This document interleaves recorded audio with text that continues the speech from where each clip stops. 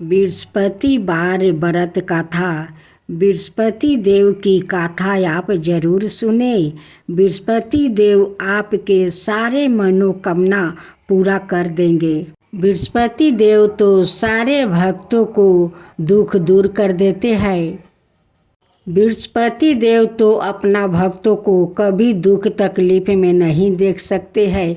उनकी जो मनोकामना होती है उनको सारे मनोकामना पूरा कर देते हैं। तो बोले बृहस्पति देव की जय, बृहस्पति देव की जय। प्राचीन समय की बात है। एक नगर में एक बड़ा व्यापारी रहता था। वो जहाज़ों में माल लदवा कर दूसरे देश में भेजा करता था।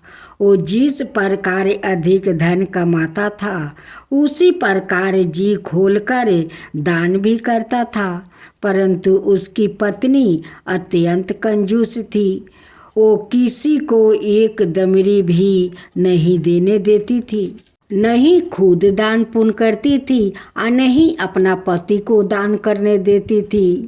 एक बार सेठ जी जब दूसरे देश में व्यापारी करने गया तो पीछे से बृहस्पति देव ने साधु भेष में उसकी पत्नी से भिक्षा मांगी।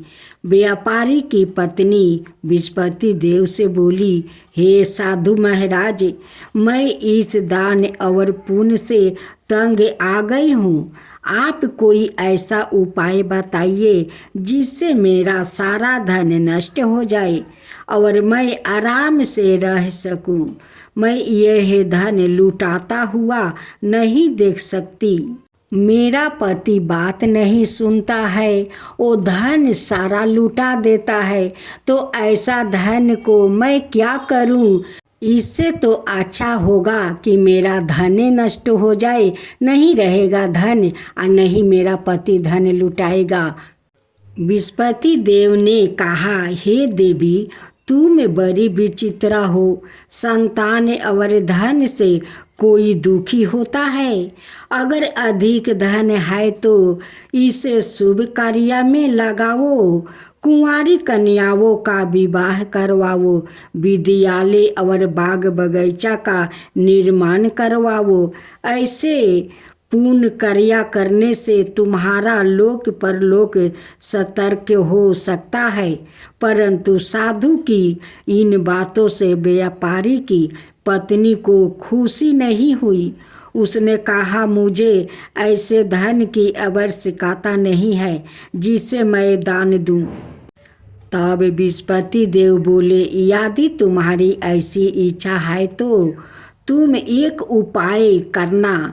7 बृहस्पतिवार घर को गोबर से लिपना, अपने केशों को पीली मिट्टी से धोना, केशों को धोते समय स्नान करना, व्यापारी से हजामत बनाने को कहना, भोजन में मांस मदिरा खाना, कपड़े अपने घर धोना।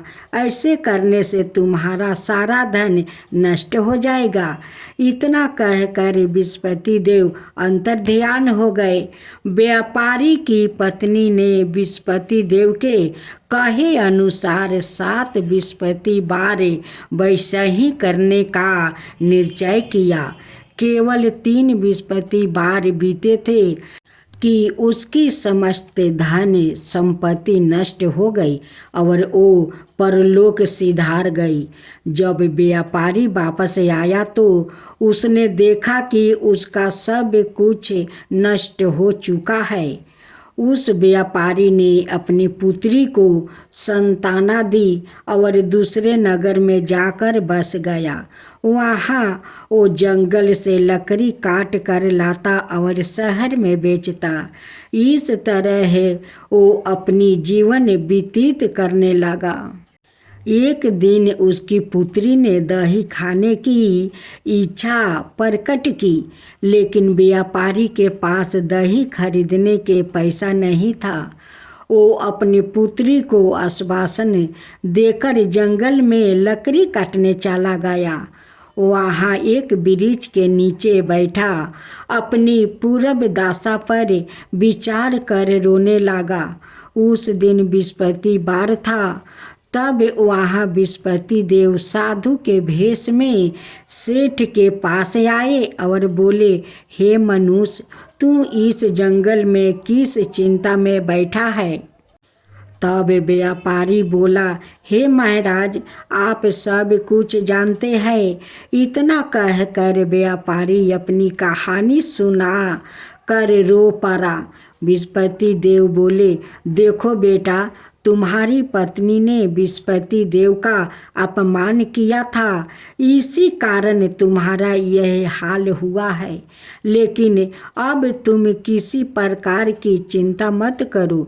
तुम गुरुवार के दिन बृहस्पति देव का पाठ करो। 2 पैसे के चने और गुड़ को लाकर जल के लोटे में शक्कर डालकर वो अमृत और प्रसाद बनाओ।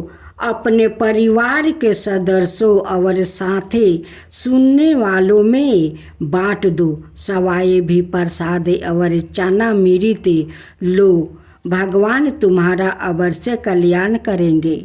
साधु की बात सुनकर व्यापारी बोला, महाराज, मुझे तो इतना भी नहीं बचता कि मैं अपनी पुत्री को दही लाकर दे सकूं। इस पर साधु जी बोले, तुम लकड़ियाँ शहर में बेचने जाना।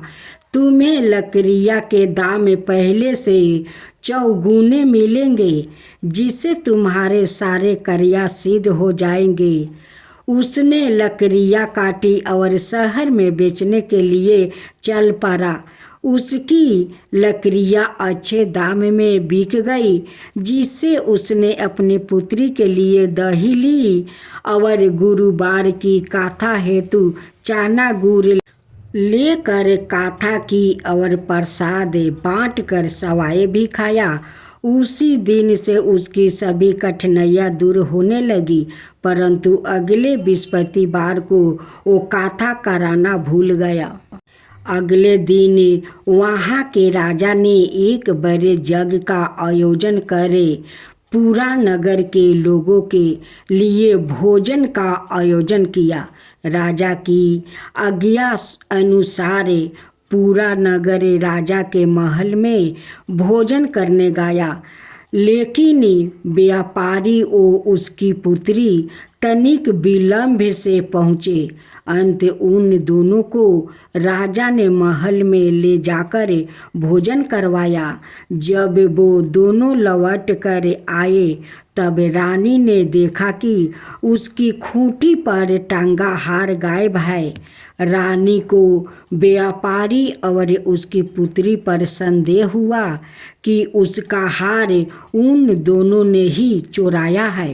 राजा की आज्ञा से उन दोनों को करवास की कोठरी में कैद कर दिया गया।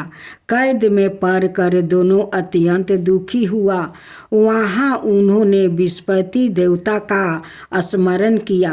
बृहस्पति देवता ने प्रकट होकर व्यापारी को उसकी भूल का आभास करवाया और उन्हें सलाह दी कि गुरुवार के दिन कैद खाने के दरवाजे पर तुम्हें 2 पैसा मिलेंगे। उनसे तुम चने और मुनका मंगवा कर विधि पूर्वक बृहस्पति देवता का पूजन करना। तुम्हारे सब दुख दूर हो जाएंगे। बृहस्पतिवार को कैद खाने के दरवाजे पर उन्हें 2 पैसे मिले। बाहर सड़क पर एक स्त्री जा रही थी। व्यापारी ने उसे बुलाकर गुड़ और चने लाने को कहा। इस पर वो स्त्री बोली, मैं अपनी बहू के लिए गहने लेने जा रही हूँ, मेरे पास समय नहीं है। इतना कहकर वो चली गई। थोड़ी देर बाद वहाँ से एक और स्त्री निकली। व्यापारी ने उसे बुलाकर कहा कि हे बहन, मुझे बृहस्पतिवार की कथा करानी है, तुम मुझे 2 पैसा का गुड़ चना ला दो। बृहस्पति देव का नाम सुनकर वो स्त्री बोली, भैया मैं तुम्हें अभी गुड़ चाना लाकर देती हूँ। मेरे इकलौता पुत्र मर गया है, मैं उसके लिए कफन लेने जा रही थी, लेकिन मैं पहले तुम्हारा काम करूँगी, उसके बाद अपने पुत्र के लिए कफन लाऊंगी।